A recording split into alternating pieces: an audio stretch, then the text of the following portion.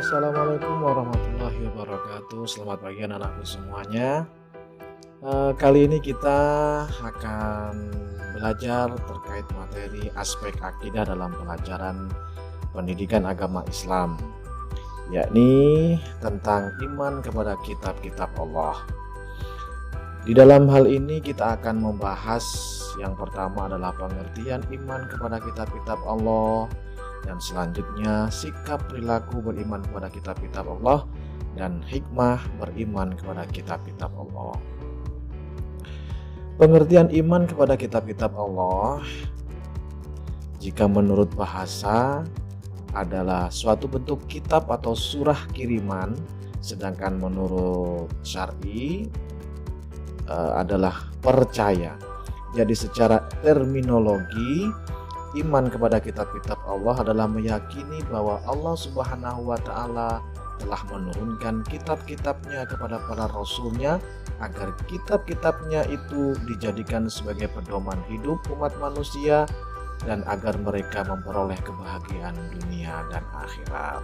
Dan selanjutnya anak-anakku, kitab-kitab Allah Subhanahu wa Ta'ala tersebut adalah kitab-kitab sebelum Al-Quran tentunya, yang dimana diturunkan kepada nabi-nabi yang sudah ditentukan oleh Allah. Di antaranya adalah kitab Taurat diturunkan kepada Nabi Musa alaihissalam, kitab Zabur diturunkan kepada Nabi Daud alaihissalam, kitab Injil kepada Nabi Isa alaihissalam, serta Al-Quranul Karim kepada Nabi besar kita Muhammad sallallahu alaihi wasallam. Dan tidak lupa anak-anakku semuanya, di antara kitab-kitab tersebut ada namanya sahifah atau lembaran-lembaran firman Allah yang diturunkan kepada Nabi Ibrahim alaihissalam dan juga nabi-nabi lainnya. Nah, bagaimana hukum beriman kepada kitab-kitab Allah? Tentunya hukum beriman kepada kitab-kitab Allah tersebut fardu ain. Lantas bagaimana cara mengimani kitab-kitab tersebut? Maka kitab-kitab sebelum Al-Quran kita mengimaninya secara ijmali, yakni percaya akan keberadaan kitab-kitab tersebut. Sedangkan kitab Al-Quran, bagaimana kita mengimaninya? Kita mengimaninya secara tafsili, yakni meyakini bahwa Allah telah menurunkan kitab Zabur, kitab Taurat, kitab Injil, dan juga kitab-kitab Al-Quran kepada rasul-rasul utusannya. Selanjutnya anak-anakku, kitab Taurat. Apakah kitab Taurat tersebut? Kitab yang disebut Old Testament itu adalah perjanjian lama berisi kitab-kitab kejadian, yaitu kitab Keluaran, kitab Imamat atau kitab Bilangan atau kitab Ulangan. Dan yang kedua, kitab Zabur. Kitab Zabur ini disebut Mazmur yang berisi 150 nyanyian yang disenandungkan Nabi Daud alaihissalam, nyanyian kebaktian untuk memuji Tuhan. Yang kedua, nyanyian perorangan sebagai rasa syukur kepada Tuhan. Yang ketiga, ratapan-ratapan jamaah.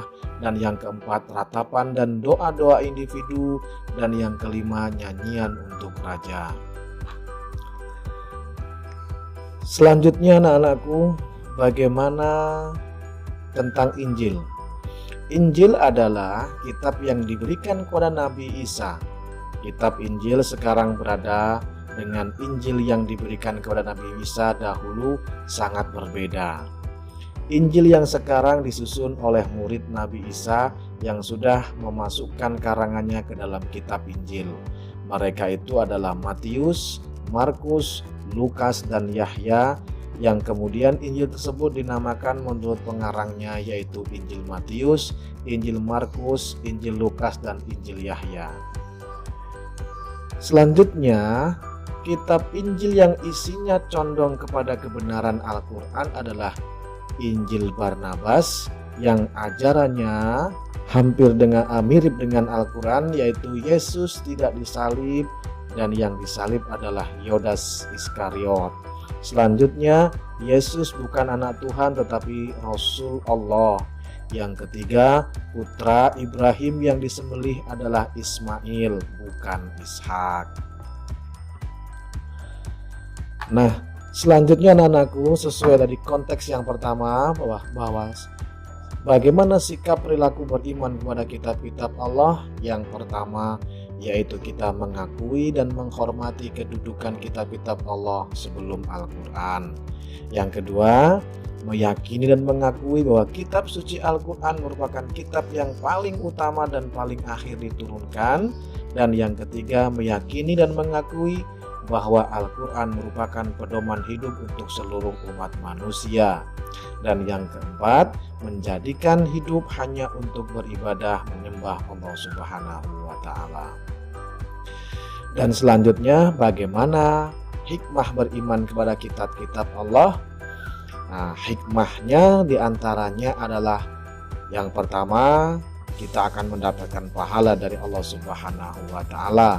Yang kedua, menjadikan Al-Quran sebagai pedoman hidup sehingga akan memperoleh kebahagiaan dunia dan akhirat. Sebagaimana ayat berikut, Quran Surat Al-Baqarah 25, dan sampaikanlah berita gembira kepada mereka yang beriman dan berbuat baik, bahwa bagi mereka disediakan surga-surga. Dan yang ketiga, terdorong untuk meningkatkan kualitas diri karena Al-Quran mendorong manusia untuk mempelajari ilmu pengetahuan dan teknologi. Dan yang keempat, memperkuat keyakinan kepada kebenaran kerasulan Nabi Muhammad SAW. Dan yang terakhir anak-anakku, bukti kemukjizatan Al-Quran sebagai kalam Allah diantaranya yakni struktur bahasanya sangat indah, sampai sekarang tidak ada yang mampu menandinginya. Dan yang kedua, terdapat isyarat ilmiah yang terkandung dalam Al-Quran. Serta yang ketiga, ajaran-ajaran Al-Quran sangat lengkap dan sempurna sesuai dengan situasi serta kondisi yang berlaku sepanjang zaman.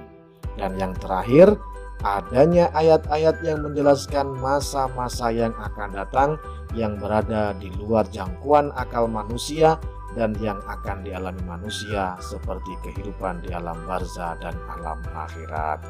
Nah, demikian anak-anakku, silahkan kalian pelajari video tersebut. Assalamualaikum warahmatullahi wabarakatuh.